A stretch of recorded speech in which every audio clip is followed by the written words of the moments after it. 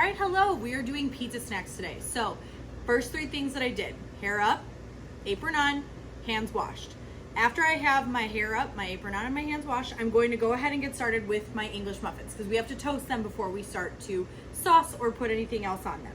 So the very first thing that I'm going to do is I'm going to cut them in half. So mine does have a peel apart already, so it's already pre-cut.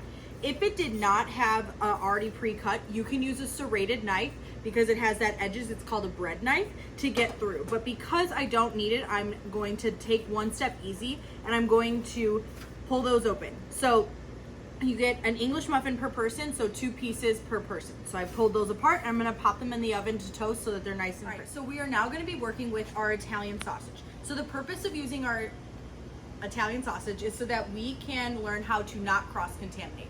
So the very first thing that I'm going to do is there is a skin over top the sausage that I need to take off. So I'm gonna put on a glove and I'm going to go ahead and I'm gonna slice this in half because you guys are only using half. Now, there's a couple different ways, but if you guys can see, if I put my knife up and underneath this, I have this skin that's coming off. I'm going to make a little cut in it, and from there you could squeeze it out or you can use your knife to cut all the way down and through. I'm gonna cut away from myself when I'm coming this other way, and I'm just sliding underneath and pulling through. And now I've gotten this entire skin off of my sausage that I have. It's called the casing. So I have my casing off, I have my little piece of sausage. I am now going to turn on my induction burner. I'm going to be using a skillet on top of my induction burner. And so that I don't cross-contaminate, because I have raw meat on this hand, I'm not using this hand to do anything else, but I do want to wait a second because I do want to use my glove to put it in the pan. So I'm going to go ahead and turn my induction burner on. I'm going to go about 300, so a medium heat. And with that, I'm going to make sure that there's 3 lights when you're looking at it. Now, if you listen, when I pick up my pan, it's going to start to beep. It will not stop beeping and it will not heat up unless you have a pan on top. So I'm going to give my pan just a couple minutes to go ahead and heat up. How do I know when my pan's ready? I can simply hover my hand to see if I can feel that heat. That's one of the number one things. Now, sausage typically releases oil itself, so we're not going to want to put oil in our pan. So I'm going to go ahead. I'm starting to feel the heat. I'm going to put all my sausage in. I'm going to take off my glove because now I have no cross-contamination, because when I go to pick up, I don't have any meat on my hands. I'm going to be using a wooden spoon to go ahead and chop up some of my sausage. Now, how do I know when my sausage is done?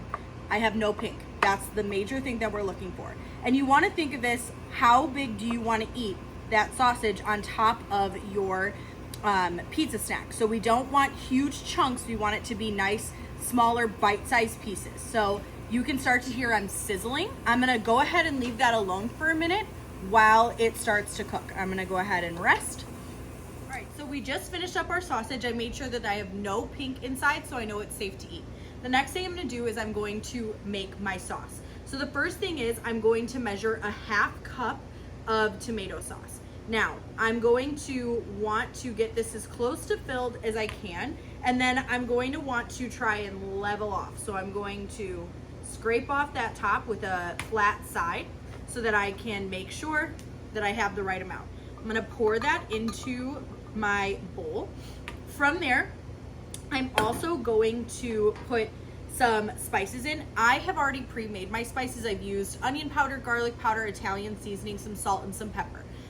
This is to taste. What to taste is how much you like. So I went ahead and I did about a 1/2 to a 1/4 of a teaspoon of each of them, and then I'm just going to use my rubber scraper to give it a mix.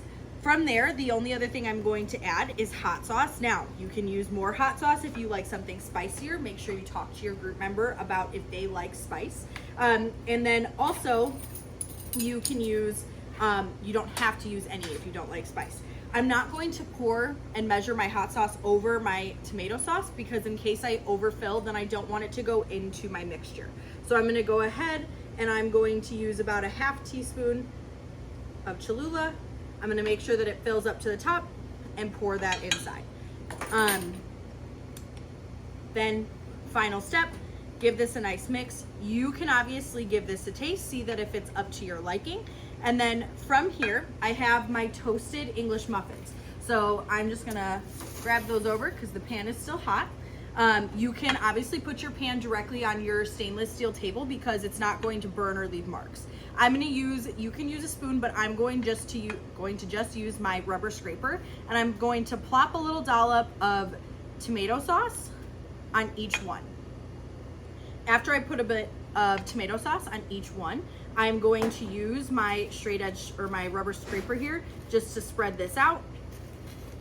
Make sure I have as much sauce as I want on each one. After I do this, I'm going to go ahead with my cheese, right? Some people sometimes mess up and add their cheese into their tomato sauce, but let's remember how a pizza is made, right? So from here, I'm gonna go ahead and I'm going to measure 1 cup of cheese. So you guys should have, we might not have bags, we'll have bowls filled with cheese. You're gonna just go ahead and shake into or scoop into there. Make sure to not overfill. We don't wanna go too crazy. So I'm gonna just stick my fingers in there, do a little bit more. Perfect, so I have my 1 cup of cheese, and now I'm gonna go ahead and sprinkle a little bit of cheese on top of each one. Don't be scared if it gets on to the sheet pan, that's okay. That's why we have parchment paper down. Parchment paper makes it so that we don't have to worry about getting our ingredients too many places. The last thing I'm gonna do is I'm going to use my sausage on top. Obviously, if you don't like sausage, you don't have to use it.